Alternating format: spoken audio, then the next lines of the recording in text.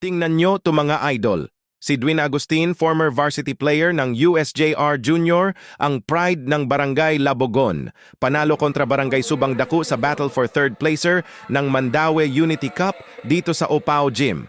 Tara panoorin ang kanyang solidong highlights. Kung bago ka pala dito, huwag kalimutang mag-follow, share at comment.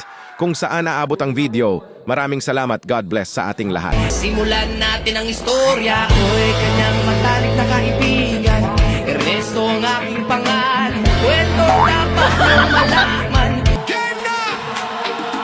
Ready na ba? Hello, Kai Flex!